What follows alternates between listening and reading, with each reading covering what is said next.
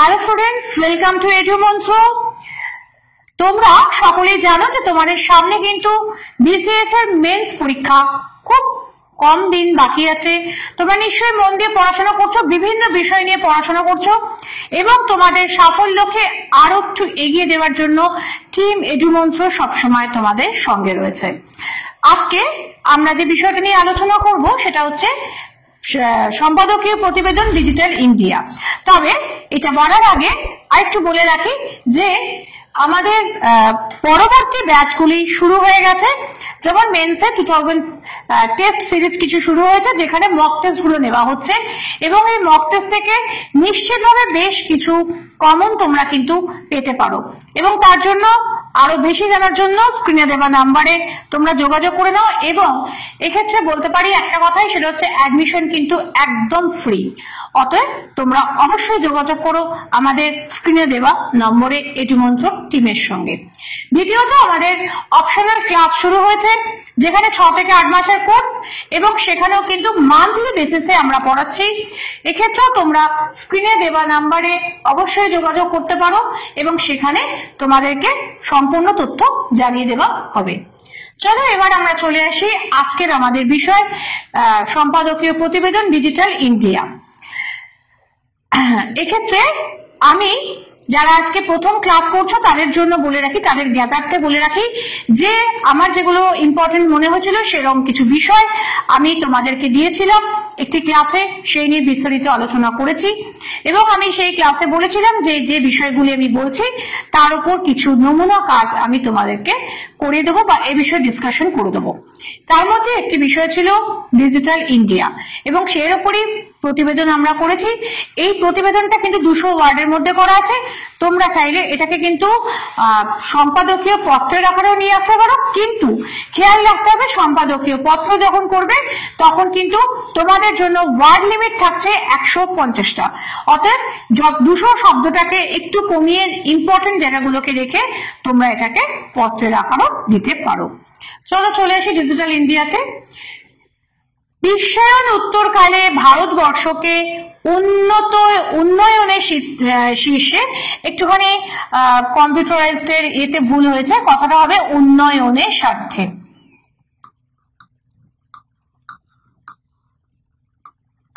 শীর্ষে নিয়ে যাওয়ার লক্ষ্যে প্রধানমন্ত্রী নরেন্দ্র মোদী 2015 সালের 1 জুলাই ডিজিটাল ইন্ডিয়া অভিযান শুরু করেন। ডিজিটাল ইন্ডিয়া প্রকল্প মূলত পরিবেশ বান্ধব এবং সমগ্র ভারতবাসীকে সাংখ্যিক পরিচিতি গড়ে তোলার উদ্দেশ্যে পরিচালিত। ডিজিটাল কথাটির বাংলা হলো সাংখ্যিক, সাংখ্যিক পরিচিতি, ঠিক আছে? তাহলে সুতরাং তোমরা এখানে ডিজিটাল ইন্ডিয়ার জায়গায় শিরোনাম হিসেবে এই সাংখ্যিক ভারতবর্ষ কথাটা কিন্তু ব্যবহার করতে পারো।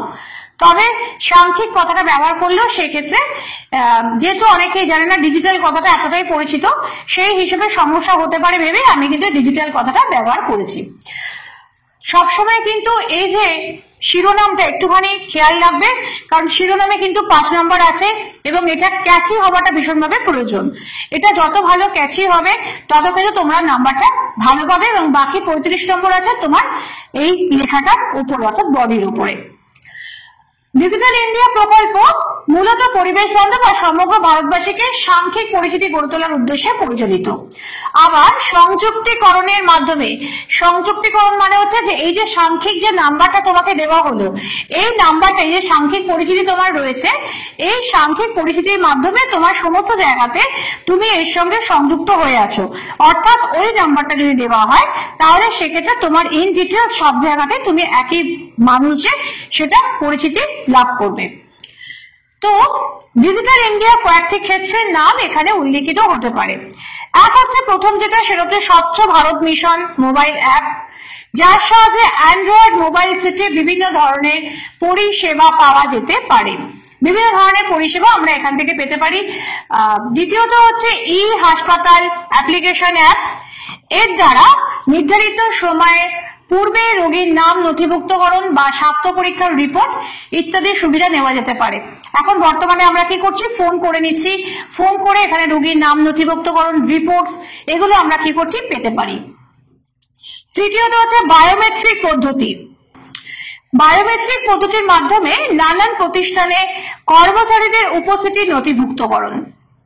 ডিজিটাল লিটারেসি মিশন প্রায় 6 কোটি গ্রামীণ মানুষকে এক্ষেত্রে অন্তর্ভুক্ত করতে পেরেছে। বিভিন্ন অফিসে বা বিভিন্ন জায়গায় আগে গিয়ে রেজিস্টারে নাম সই করতে হতো, এখন রেজিস্টারে নাম সই করতে হয় না, সেখানে গিয়ে এই বায়োমেট্রিক পদ্ধতির সাহায্যে আমরা নাম নথিভুক্তকরণ করে থাকি।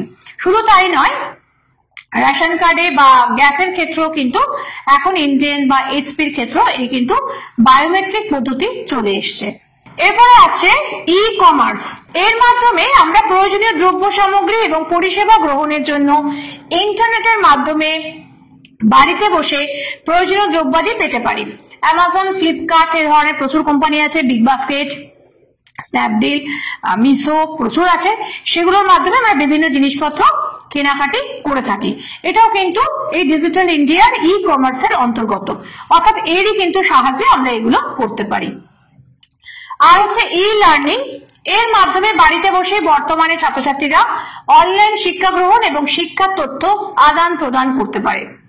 অর্থাৎ আমরা এখন যে অনলাইন ক্লাসেস করি এবং একজন ছাত্র বা ছাত্রী দূর দূরান্তের স্যারদের কাছে বা ম্যামেদের কাছে যে পড়াশোনা করতে পারে, তার খুবই সুবিধা হচ্ছে যে এই ই লার্নিং অ্যাপ, এবং এর মাধ্যমে কি হচ্ছে এই অনলাইন শিক্ষা গ্রহণ এবং শিক্ষার তথ্য আদান প্রদান করার সুবিধা হয়েছে। 21 শতকে বিশ্বের অর্থনৈতিক বিকাশে ডিজিটাল ব্যবস্থা চালিকা শক্তি হয়ে উঠেছে। ডিজিটাল উপভোক্তার সংখ্যার বিচারে ভারত প্রথম 3টি দেশের মধ্যে স্থান করে নিয়েছে এবং 2025-এর মধ্যে ডিজিটালি ভারত স্বনির্ভর হয়ে উঠবে। এখন 2024, এখনই কিন্তু অনেকটা স্বনির্ভর আমরা হয়ে উঠেছি, ন্যাচারালি 2025-এর মধ্যে অনেকটা স্বনির্ভর হয়ে উঠবো এরকম একটা আশা করা যায়। সেক্ষেত্রে তোমরা এরকমও লিখতে পারো যে 2025-এর মধ্যে ডিজিটালি ভারত স্বনির্ভর হয়ে উঠবে এমন আশা করাই যায়, এটাও তোমরা লিখতে পারো। এই ছিল আজকের বিষয় ডিজিটাল ইন্ডিয়া, তার উপরে প্রতিবেদন। আমার ভিডিও ভালো লাগলে অবশ্যই আমার ভিডিওকে লাইক করো, বন্ধুদের মধ্যে শেয়ার করো, এবং যদি কোনো কমেন্ট থাকে কমেন্ট করতে পারো। যদি কোনো প্রশ্ন থাকে সেক্ষেত্রে স্ক্রিনে দেওয়া নাম্বারে যোগাযোগ করতে পারো।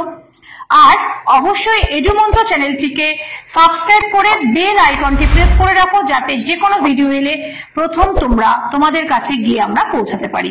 আজকের জন্য এইটুকুনি, ফিরে আসবো খুব শিগগিরই অন্য কোনো বিষয় ভিডিও নিয়ে।